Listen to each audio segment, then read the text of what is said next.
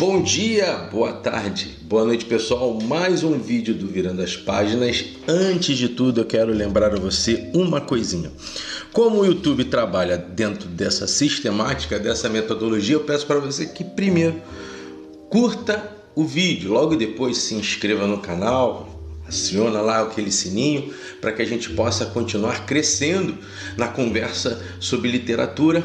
Tá legal, como eu sempre digo, tá legal, estamos crescendo devagarinho e esse devagarinho é muito bom porque quem entra gosta e quem acaba gostando fica, né? Então hoje nós vamos estar falando, gente, que coisa legal hoje ter tido esta semana, se eu não estou enganado, a quinta releitura para mim da grande obra do Frank Monard, Os Meninos da Rua Paulo. Gente, é um livro escrito em 1907. O Frank Monard, ou então o Francisco Moleiro, se vocês quiserem traduzir para o português, ou então o Frank Neumann, que era um judeu, ele vai viver uma Budapeste, uma cidade que é a capital da Hungria hoje, mas dentro do Império Austro-Húngaro.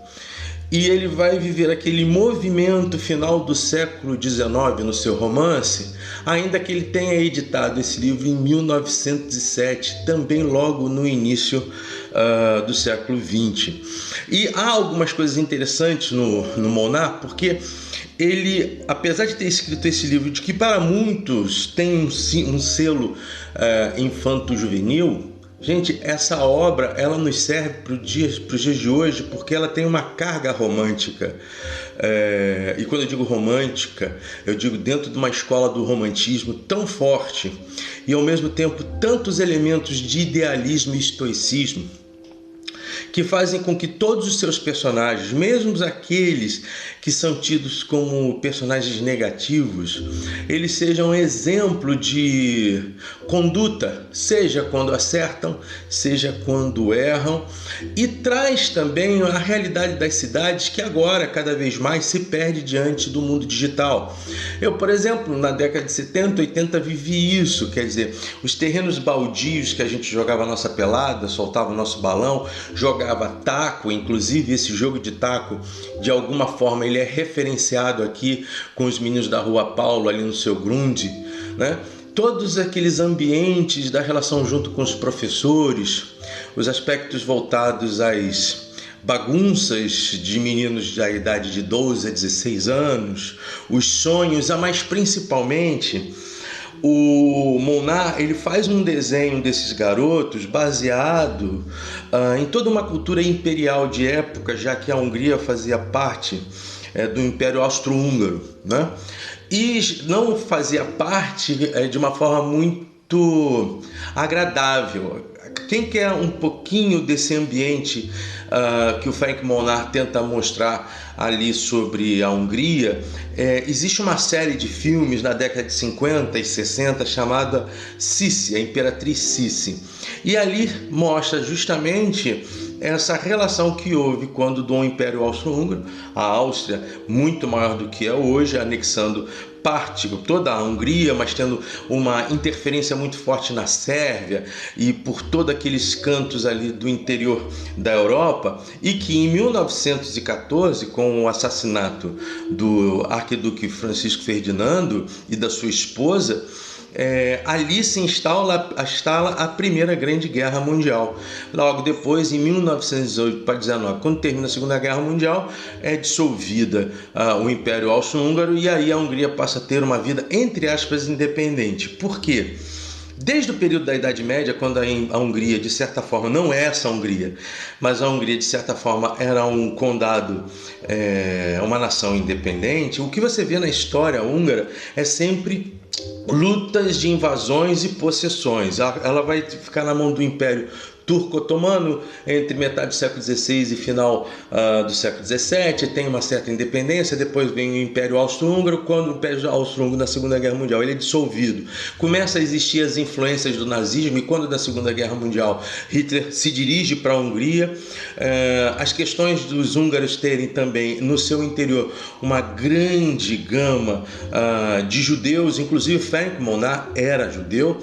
Ele vai ter que fugir da Hungria em 1935 ou 36 e vai para os Estados Unidos, porque se ali ficasse, obviamente, seria pego pelos nazistas e poderia pagar até com a sua própria vida. Aí depois, quando a Hungria consegue, na Segunda Guerra Mundial, ser liberta dos tentáculos do nazismo, você vem a União Soviética, que acaba ali na cortina de ferro, dominando todos aqueles estados ao norte, ao norte e o leste europeu, e aí ela continuou vivendo de novo sobre influências de estrangeiros. A Hungria, de certa forma, só vai conseguir uma certa independência a partir da década de 90, e se enganado não estou, ela já participa da OTAN e faz parte também da comunidade europeia. O que quer dizer o seguinte: a Hungria sempre teve sob si potentados maiores dominando ela, e o Frank Monat vai viver essa história, porque ele mesmo, através dos Meninos da Rua Paulo, ele vai escrever as ideias, por exemplo, do Boca, que é o chefe do grupo da Rua Paulo, quando ele olha para o ground e chama o ground de império. Daí você ter um certo romantismo e um certo estoicismo. Uma outra coisa que eu queria deixar claro é esta obra da Kozak Naif, que foi traduzido por alguém que é especialista.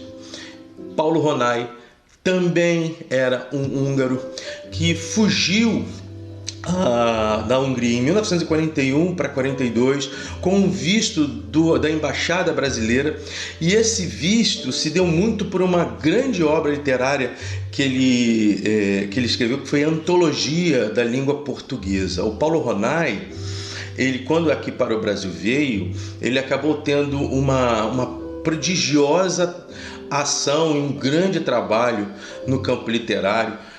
O Aurélio Buarque era seu amigo, inclusive é o Aurélio que faz a revisão do livro do Paulo Ronay. Ele tem contatos com Drummond, vai estar muito perto de vários autores de época e era bastante respeitado e um tradutor excelentíssimo, né? Ele vai escrever, por exemplo, com o Aurélio Buarque, a Antologia dos Contos Universais, 10 volumes enormes.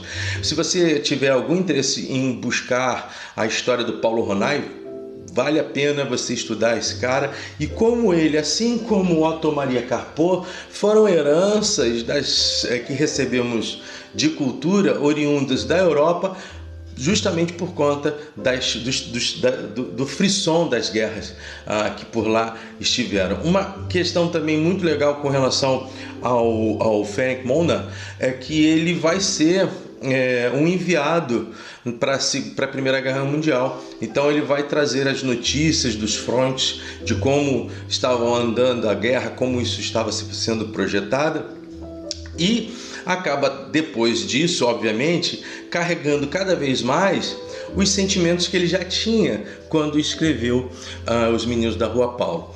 Os húngaros, ou a Europa de época, foram obrigados a observar, desde o período napoleônico, e poderia ir até antes, mas eu trago desde o período napoleônico as lutas que muito bem são descritas em Guerra e Paz, do Tolstói, a harmonia inserida numa certa regra e de honra para a luta, o respeito ao inimigo, ainda que seja este inimigo vencido. E é daí que talvez o Monat tenha trazido toda essa ideia estoica, porque os dois grupos, tanto o grupo do Ground quanto o grupo da ilha, que serão os garotos de um outro império que ficava no Jardim Botânico da cidade, todos os dois eles são oponentes, mas são oponentes que respeitam valores, mesmo que estejam esses valores dentro ou sendo efetuados ou tendo como representação um inimigo. Então, se eu tivesse que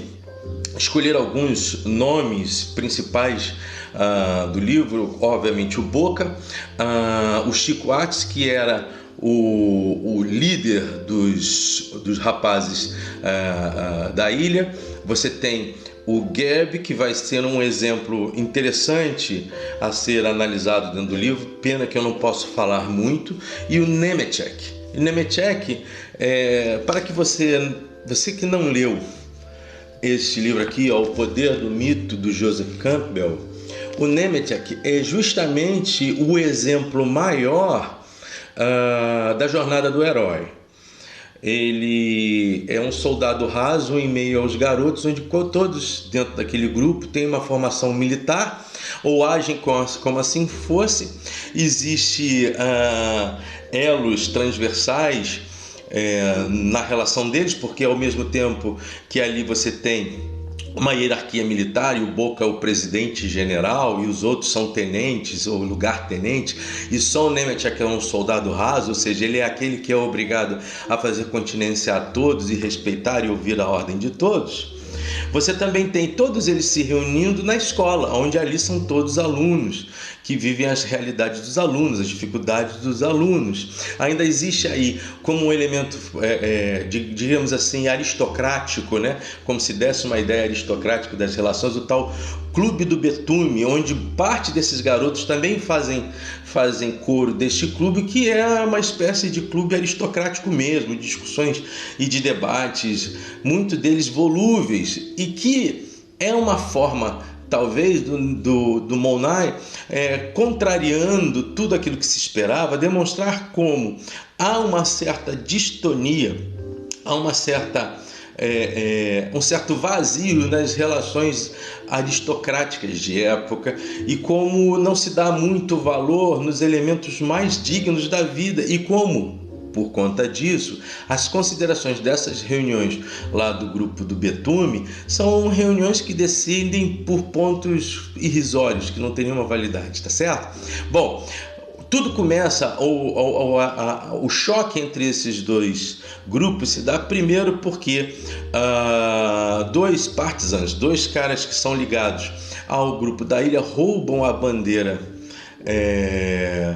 do pessoal da Rua Paulo, e depois com Nemetchek e outros meninos eles promulgam o Einstein, quer dizer, o impedimento, a invasão, e tomam as bolas de gude dos garotos. Aquilo ali torna-se então uma declaração de guerra, onde cada um dos dois grupos se preparam para o embate. Fato é que o pessoal da ilha, e aí você entra a questão da infância, não tinha como jogar o taco, a partida que o pessoal da Rua Paulo jogava no seu terreno baldio.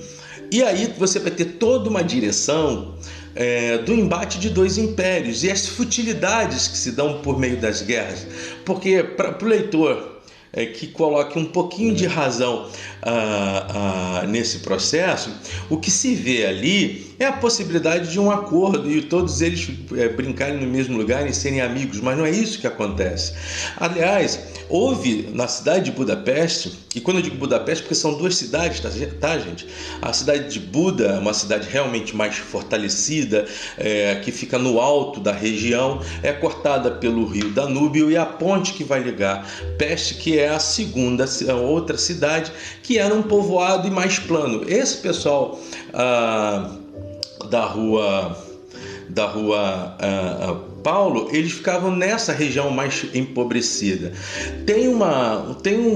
Há muito tempo atrás eu vi uma reportagem com o Renato Russo, e agora me fugiu o nome da música. Ele criou uma música em homenagem a esse livro. Eu vou colocar aqui embaixo para que vocês possam ver qual é o nome da música e até para vocês poderem ouvi-la. O que você tem num contexto é toda uma crise de mudança da cidade, que eu não posso dizer que mudanças são essas, mas o vigor da Revolução Industrial começa a crescer cada vez mais. As indústrias começam a ser mais efetivas, a questão muito voltada ao artífice começa a perder para as construções de grandes maquinários, e também do crescimento mesmo da cidade, do crescimento populacional, e com isso as dimensões da cidade tomando um outro rumo.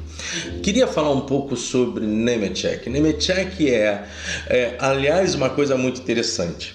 A língua russa, em geral, a mágia, ela tem uma estrutura tão difícil que ela acabou sendo uma espécie de fronteira cultural da Hungria para os países próximos a ela, seja a Alemanha, seja a própria Sérvia, sejam os eslavos, sejam os tchecos um pouquinho mais distantes, mas a Hungria criou dentro do seu vocabulário, dentro da sua cultura linguística, elementos muito complicados mesmo para que você pudesse penetrá-lo. Tanto que, por exemplo, Nemetchek tem o CIS em todo o rito da história, ele deve ser lido como TH. Nesta obra aqui do Paulo Ronay, ele faz questão de deixar claro muitas dessas dicas na hora que você for ler. Inclusive, você não está com um conteúdo literário fácil, existem palavras aqui bem rebuscadas, mas que ele ajuda bastante, então você não vai ter muita dificuldade em poder estar ligado a este livro. Inclusive, sugiro que você leia tanto o prefácio quanto o pós-fácio. O prefácio dessa obra é do próprio Paulo Ronay, e Paulo Ronay foi um leitor assíduo do Frank Monnat. Frank Monnat, ele vai trazer muito contexto cultural. Por exemplo, a peça literária dele, Lilium, que já que ele era um dramaturgo, ela vai para o teatro e depois ela vai ser filmada por ninguém, nada mais, nada menos do que o Fritz Lang, em 1939. O Frank Monnat, ele foi reconhecido no mundo todo, né? Ele vai morrer, se eu não estou enganado, em 1952, mas deixou uma obra muito vasta e muito respeitada em todo o mundo. Deixando claro, ele é um húngaro, o que é mais difícil ainda, porque escrever em húngaro, como eu falei, dentro daquele espaço literário e cultural que ele possuía, não era uma língua muito fácil de ser trabalhada, como por exemplo o próprio francês, o inglês e o nosso português também tinha uma penetração literária maior, tá certo? Mas voltando aqui ao Nemetschek, o Nemetschek é justamente a representação da pessoa que tem em si todos os elementos palpáveis de uma boa ética de vida: lealdade, entrega, humildade, força, coragem. Ele é talvez para mim o personagem principal, mas que também tem os seus espelhos em boca. Em contrapartida, o Gereb, que é um aristocrata no meio dos pobres, ele é justamente a antítese disso. E esta efervescência relacional entre o grupo nos serve como uma constante mesmo, uma constante indicação do que é leal, do que é correto e do que é errado. Por isso a questão do estoica. Naquele período você tem algumas obras sendo lançadas, e eu acho que para lá para a década de 20 ou 30, o Último dos Moicanos, que é um livro que depois veio para o cinema, mas que ele tem uma forte presença desse ambiente que o Frank Monnat tenta nos mostrar. Então todo esse processo da jornada do herói, que ela é representada dentro desse livro, ela tem um cunho que para os dias de hoje eu acho importantíssimos. Se você pudesse me permitir lhe indicar, eu primeiro leria esse livro. Você que já tem 40, 50 anos, leia esse livro. Vocês mais novos, leiam esse livro. Eu tive com esse livro nas mãos, eu acho que eu li esse livro com 14 anos. Ele era o Daí de Ouro, se não estou enganado. E agora, a Cia das Letras, agora há pouco tempo, fez uma espécie de HQ dessa obra. Se você conseguir achar esse livro pela Kozak Naif, só a capa do livro já vale tudo. Afinada Kozak Naif, vale a pena você ter essa obra em mãos aqui, dessa editora. Mas também na Companhia das Letras, se não estou enganado, o tradutor, a tradução do Paulo Ronay, todos respeitaram essa iconicidade desse cara, tá certo?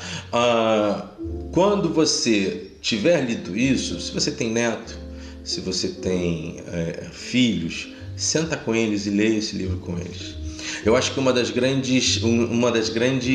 grandes legados que essa obra nos deixa é a possibilidade de mostrar aos nossos filhos, nossos netos, nossos amados, nossos queridos e a nós mesmos, que há a possibilidade da humanidade atuar na sua vida com dignidade. Nemetschek é um exemplo muito claro sobre isso, a ponto de ter o respeito não só dos meninos da Rua Paulo, como dos garotos da ilha. E há uma parte final do livro que para mim é belíssima. Logo as últimas frases do livro, ela se coloca assim: Boca fitava com gravidade a própria carteira, e na sua alma de menino pela primeira vez vislumbrou uma vaga ideia do que é afinal a vida. E o que é a vida na visão de Frank Monnat? da qual todos somos os soldados e os servidores, ora tristes, ora alegres. Uma obra belíssima, uma obra cheia de pulsar. A gente desconfia que o próprio Molnar vivenciou esses meninos da Rua Paulo e talvez tenha sido até um dos garotos da Rua Paulo, porque em alguns momentos ele se trai na grafia, se colocando dentro do tema. Mas que, olha, se você nunca leu Os Meninos da Rua Paulo, desvista-se da arrogância da maturidade, mergulhe nessa obra, que eu não tenho dúvida, você vai se emocionar e você vai ser invadido por um grande tema e por um grande ambiente ético e ao mesmo tempo de liberdade, tá certo? Não deixe de curtir o canal, participa conosco. Para a próxima semana eu vou trazer, vai ser o livro do mês de fevereiro, eu vou trazer um dos autores nacionais que eu mais amo. A gente vai conversar um pouquinho sobre o nosso querido Érico Veríssimo e o seu Incidente Antares, uma obra maravilhosa e ao mesmo tempo já ensejando o que a gente vai falar em fevereiro. Curta o canal, participe, eu sei, nós estamos vivendo tempos difíceis, mas nós podemos, em meio tempos difíceis que nós estamos vivendo, viver com a liberdade necessária que está aqui dentro, que é muito maior do que a que está lá fora, tá certo? Como eu sempre digo, supere-se, aprenda mais, ler é bom, virando as páginas e, por favor, curta, se inscreva, compartilhe, você vai ajudar o canal a crescer. Até mais, até logo!